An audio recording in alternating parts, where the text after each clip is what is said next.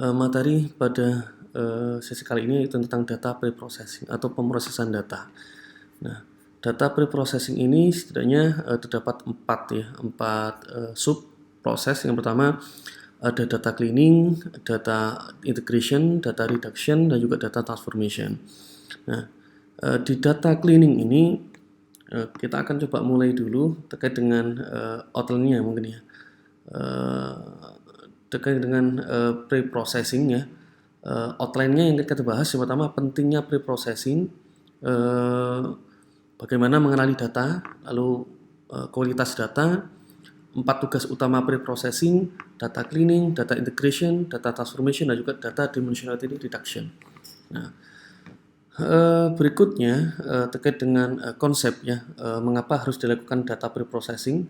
Ya, ini tentunya ada indikatornya. Yang pertama, untuk jika data masukan tidak berkualitas, maka hasil analisis juga tidak berkualitas. Ada istilah dalam bahasa Inggris menyebutkan bahwa garbage in, garbage out ya. Jadi masukannya seperti apa nanti akan mempengaruhi ke keluaran. Lalu keputusan yang berkualitas pasti berasal dari data yang berkualitas. Gudang data membutuhkan integrasi yang konsisten ya dari data yang berkualitas. Jadi apa-apa terkait dengan dalam pemodelan, dalam visualisasi, kalau datanya tidak beres, tentunya nanti akan mempengaruhi hasil dari hasil analisis dan visualisasi juga.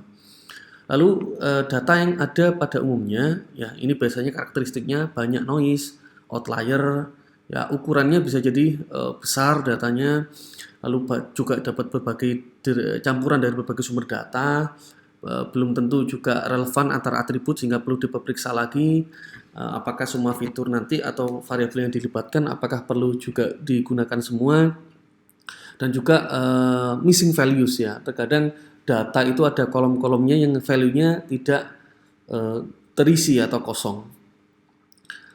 Lalu di sini ukuran kualitas data ada akurasi, completeness, konsistensi, timeliness, believability, interpretability, dan seterusnya. Ini adalah indikator good preprocessing sama dengan good data quality.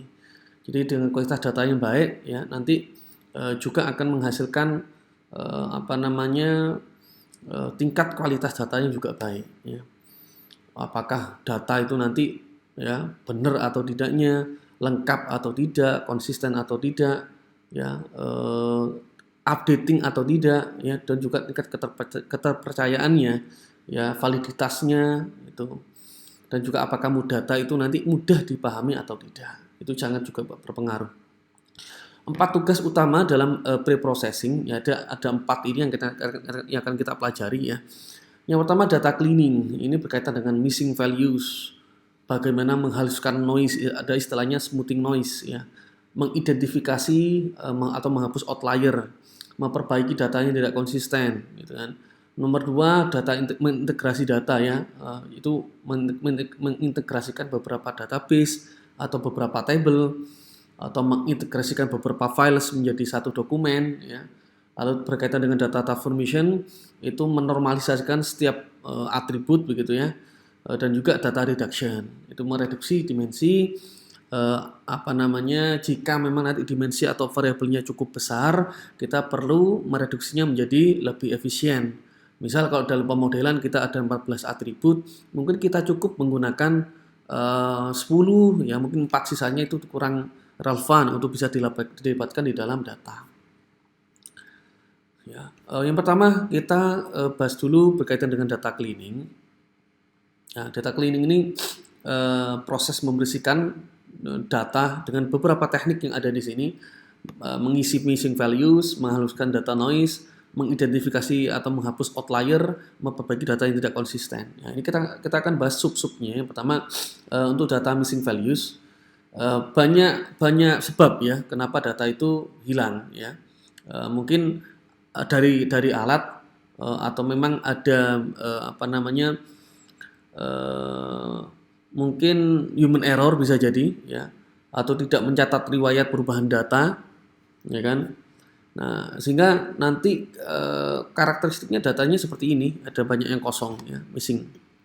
Lalu bagaimana cara untuk mengisi ya? Tekniknya banyak ya sebenarnya. Bisa yang pertama nanti kita bisa kita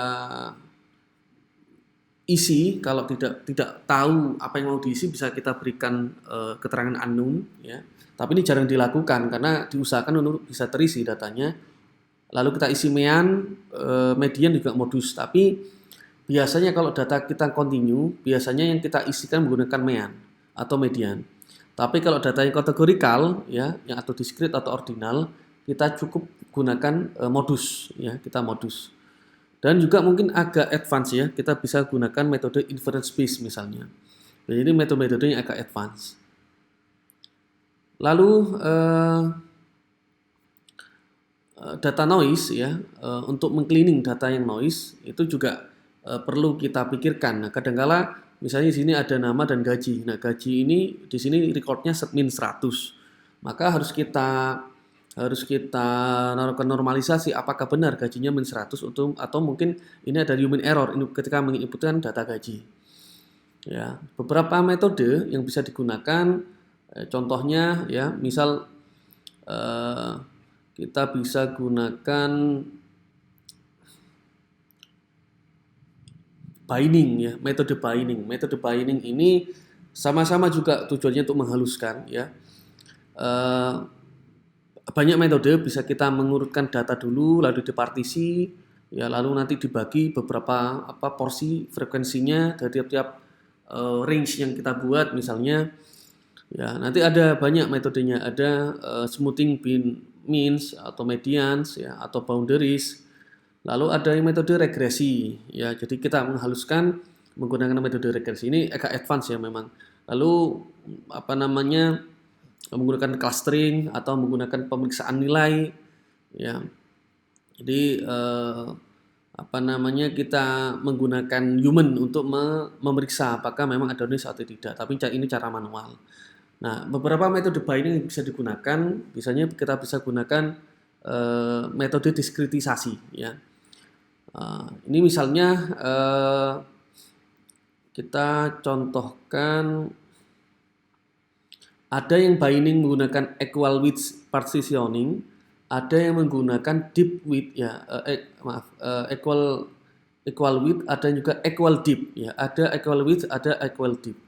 Bedanya kalau equal width ya, berarti nanti kita mainan rentang ya.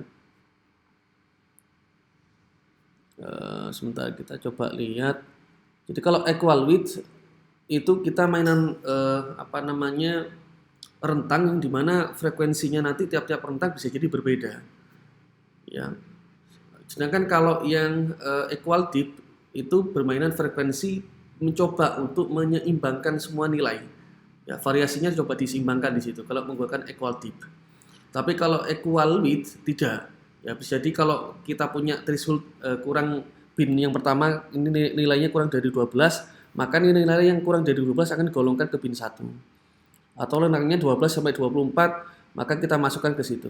Atau yang lebih dari 24 juga kita golongkan sendiri. Sehingga distribusi frekuensinya bisa jadi berbeda. Equal deep itu lebih ke arah menyeimbangkan ya bin-bin yang ada di dalam frekuensi itu tadi. Nah, kita coba ulas. Kalau yang equal width,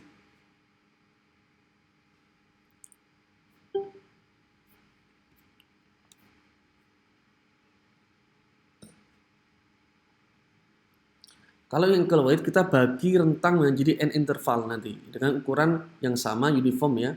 Lalu jika A dan B adalah atribut yang terendah, data ini lebar dari interval akan menjadi di mana W sama dengan B min A dibagi N. Nah, kita coba contoh perhitungannya. Misal kita punya data yang urut ya, kita urutkan nilainya ya, 4 sampai 39. Lalu kita bagi menjadi 3 bin ya, N-nya ada 3 berarti. Nilai batas atasnya berapa? Misalnya 39. Sedangkan batas bawahnya mungkin 39, batas atas 4 misalnya. Kita cari selisihnya bagi 4, bagi 3. Ketemu 12. Maka batas yang kita gunakan nanti adalah kurang dari 12 atau 12 lebih dari 12 hingga 24 atau lebih dari 24. Maka nilai-nilai ini akan terdistribusikan secara sesuai dengan rentang yang ada di situ. Gitu. Atau kita menggunakan equal dip ya, membagi rentang menjadi n interval masing-masing yang memuat jumlah sampel yang hampir sama.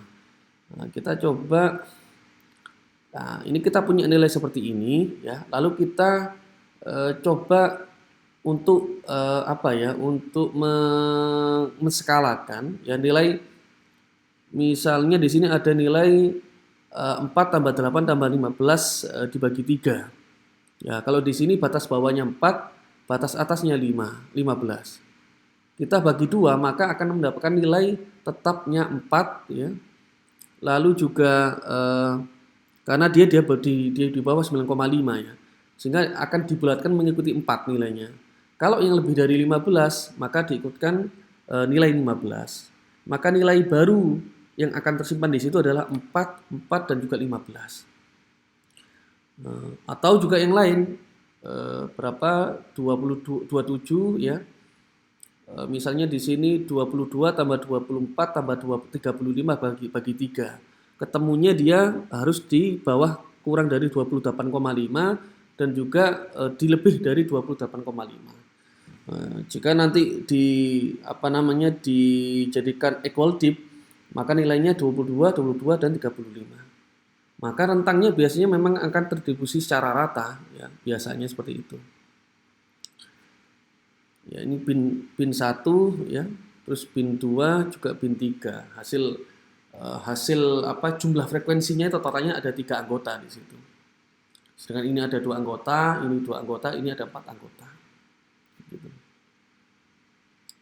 Lalu biasanya memang equal width juga equal dip itu disebut juga sebagai unsupervised binding method ya, karena ini salah satu metode untuk menghaluskan secara data-data yang unsupervised ya, tanpa labeling misalnya seperti itu.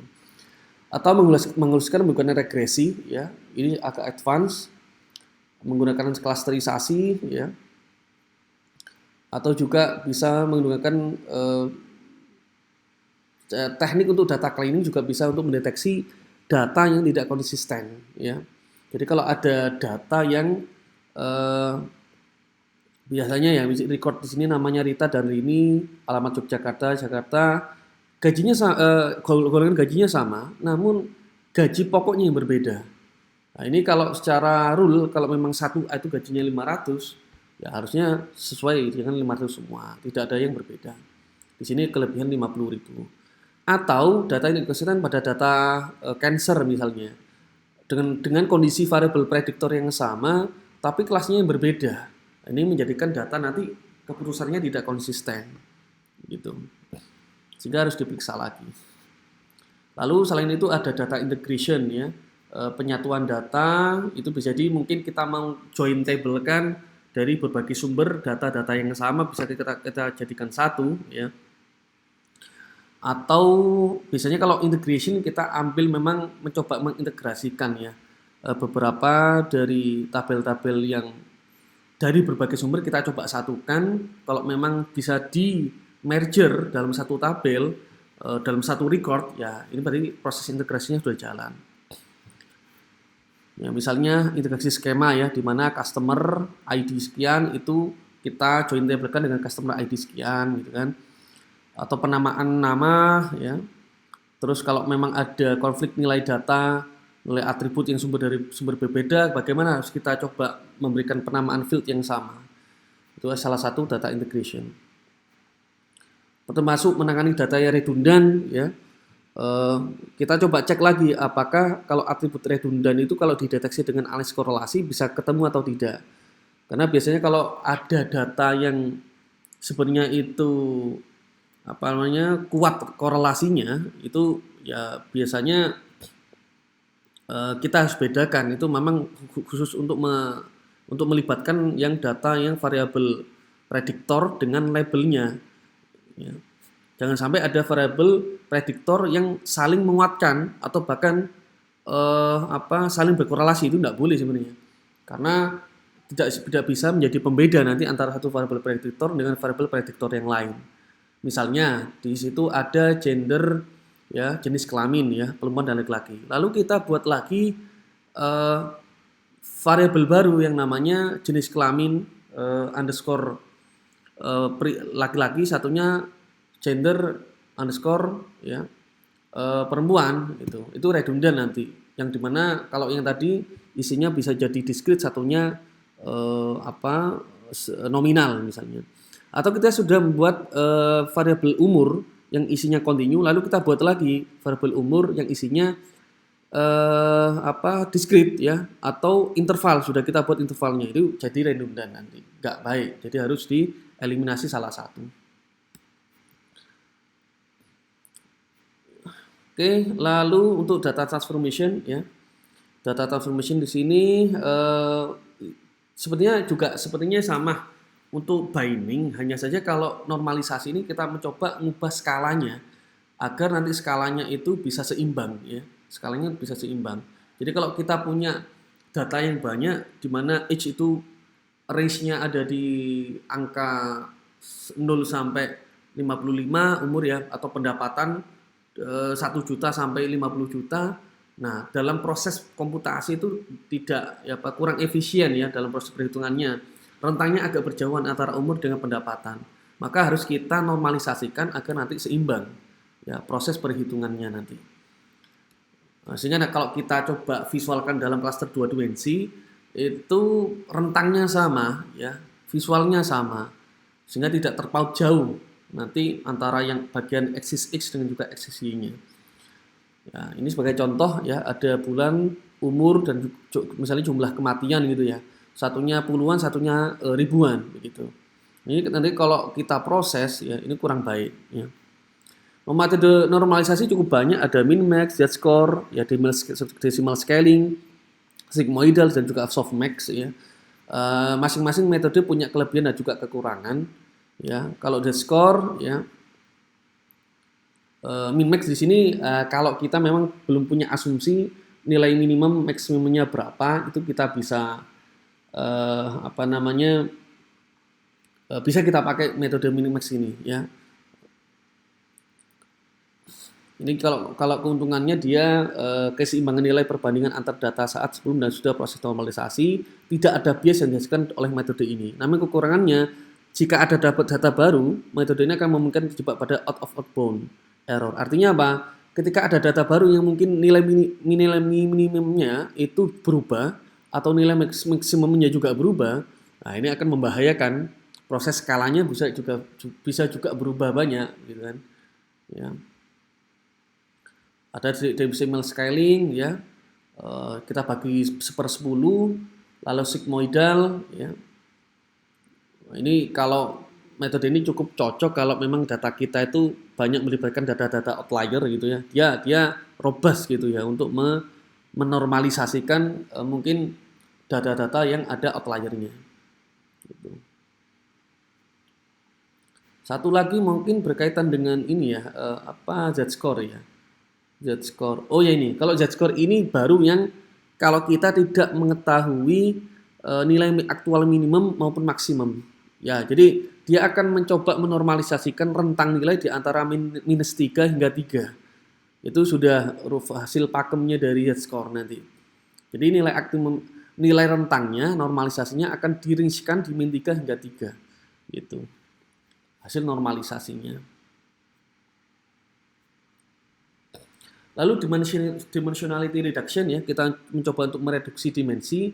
Kenapa data itu perlu direduksi atau feature-nya perlu direduksi? Karena kalau direduksi ini tujuannya untuk mengefisiensikan pelibatan fitur ya.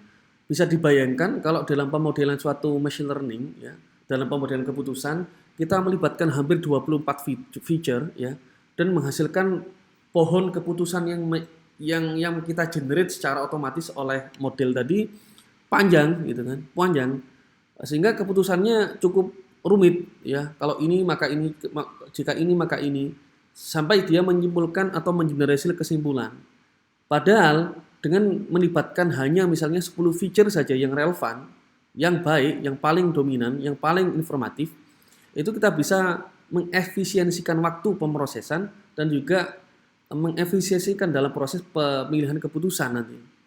Nah itu sehingga nanti sangat bermanfaat sekali dalam proses pengambilan keputusannya, lebih ringan, lebih cepat, tapi akurat gitu ya. Sehingga feature-feature yang mungkin tidak digunakan bisa kita eliminasi terlebih dahulu.